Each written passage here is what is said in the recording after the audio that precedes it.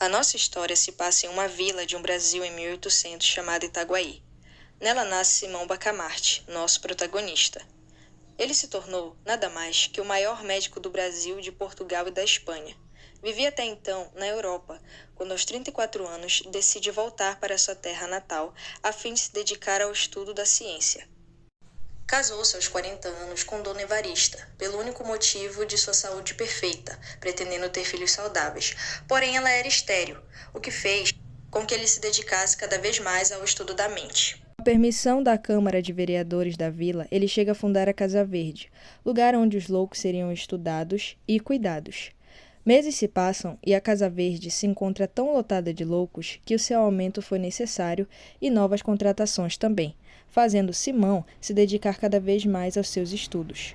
Ele faz a contratação de 2 sobrinhos de Simão, que era o boticário, conhecido atualmente como farmacêutico da época, e grande amigo de Simão.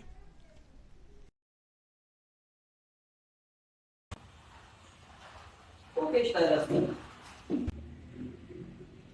Sinto-me tão viúva quanto antes. Pode passear no Rio de Janeiro, o que achas? Jura? Não há remédio certo para as dores da alma. Esta senhora definha porque parece que não a amo. Dou-lhe o Rio de Janeiro e consola-se. Porém, eu não quero sozinha. Graças aos lucros da Casa Verde, dinheiro não é mais um problema. Pode levar sua tia se quiser. Deus sabe o que faz. Simão fica totalmente entusiasmado, pois acredita que descobriu uma nova teoria. Então logo chama Crispim para contá-lo. Será que há algo sobre cesárea? Nunca fiquei tanto tempo longe de minha amada. O que foi? Por que me chamou? É sobre uma nova teoria. Sente-se e preste atenção. É possível que a loucura não seja apenas uma ilha no meio da razão, mas sim um continente. Você sabe o conceito de razão? Ela é definida como o perfeito equilíbrio de todas as faculdades mentais, e o que se sobressai a isso é considerado loucura. Faz sentido. Sim, completamente. Irei contar ao Padre Lopes agora mesmo. Isso é um absurdo.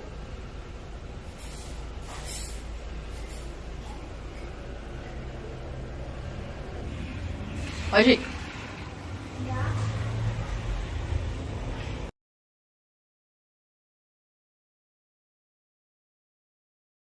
Quatro dias se passam e a notícia de que Costa foi levado à Casa Verde se espalha. Costa era um dos cidadãos mais renomados da vila e tinha herdado uma herança de seu tio que lhe garantia viver uma bela vida sem precisar trabalhar. Porém, em menos de 5 anos ele a gastou por completo, e essa questão foi interpretada como total loucura pelo alienista. Pois bem, Então, doutor, eu fiquei sabendo que trouxeram meu primo pra cá, o Costa. bom, ele gastou uma fortuna em um curtíssimo tempo. Loucura. Bom, mas acontece que a culpa disso não é dele. O nosso tio, que foi quem destinou a herança pra ele recebeu uma maldição logo antes de morrer.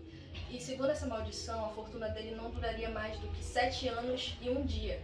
Então não tem motivo dele estar aqui. Bom, então vamos lá conhecer seu primo.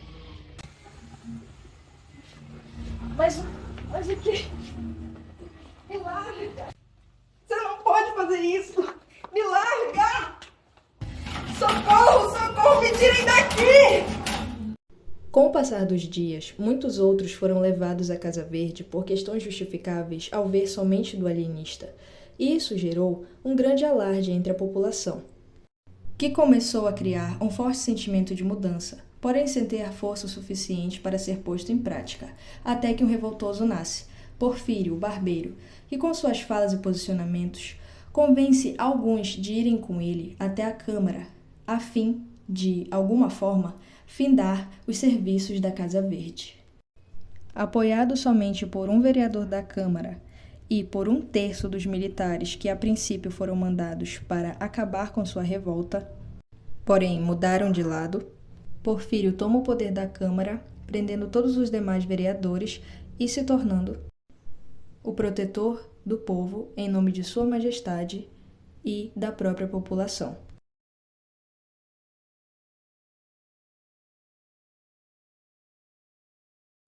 O que foi, homem? Fiquei sabendo que Porfírio, o barbeiro, vai à casa de Simão. E se ele for prendê-lo? Como amigo dele, eu acho que tu deveria fazer alguma coisa. Meu Deus, de que lado fico? Do lado da situação de Simão ou do lado da vitória de Barbeiro? Não quero ser o próximo a ser preso. Não vou fazer nada. Vou dormir.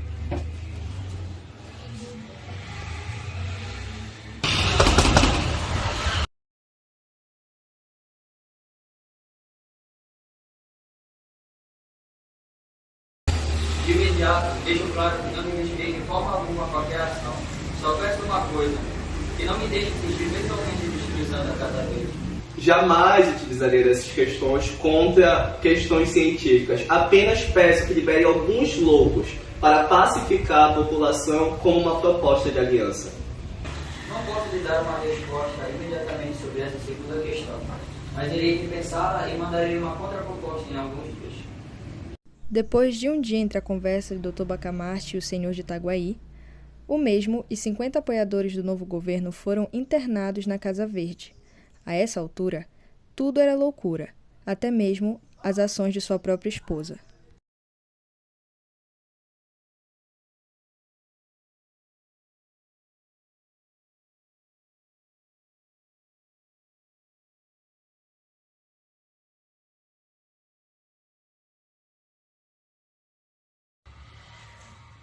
Isso só pode ser um caso de demência. Dias se passam e o alienista resolve liberar todos os supostos loucos e envia um documento com 6 artigos para a Casa da Câmara a fim de explicar o acontecido. Artigo 1. Verifica-se que 4/5 da população estão na Casa Verde. Artigo 2. Este número exagerado faz-me pensar minha teoria de que o desequilíbrio das faculdades mentais representava a loucura. Artigo 3. Na verdade, a questão é justamente o contrário. O equilíbrio constante das faculdades mentais é que deve ser considerada loucura. Artigo 4. Fiz a soltura dos internados que são perfeitamente normais para ir atrás de casos baseados na nova teoria. Artigo 5. Não pouparia esforços para descobrir a verdade sobre a loucura. Artigo 6. Devolverem todo o dinheiro que foi recebido para cuidar dos internados. Descontarei apenas o que foi gasto com roupas, alimentação e etc. Com a notícia do documento, o alienista é perdoado por todos. Na Câmara, o artigo 4 é permitido para ser posto em prática. O estudo da nova teoria da loucura será aprovado, com duração de mais de um ano, sendo que poderemos fechar a Casa Verde quando quisermos e não poderemos ser internados. Concorda? Sim. Eu discordo. Tenho plena certeza de que nem nós estamos acima da ciência. Essa é a prova que os senhores não possuem equilíbrio das faculdades mentais. Porém, o vereador Galvão parece ter equilíbrio e por isso peço aos senhores, posso interná-lo? Ele foi contra a nossa vontade. Decisão totalmente concebida.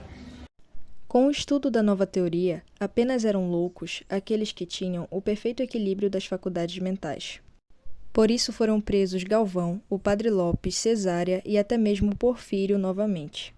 Depois de 1 ano e 5 meses, a Casa Verde se encontrava totalmente vazia, já que todos tinham sido curados. Porém, Simão começou a cogitar de que ele, e somente ele, seria o único louco de Itaguaí, pois era perfeito. Por isso, mandou chamar seus amigos e os pediu para que os mesmos lhe apontassem os seus defeitos. De fato, você não tem nenhum defeito. É verdade. Mas eu não me sinto dessa forma. Deve não sentir assim por causa da sua modéstia, doutor. Simão Bacamarte, reconhecendo então que não tinha defeito algum e que era de fato perfeito, se tranca na Casa Verde, ignorando a todos, principalmente as lágrimas de sua mulher, se dedicando então ao estudo e à cura de si mesmo. Com isso, ele acaba morrendo 17 meses depois, sem ter alcançado completamente nada.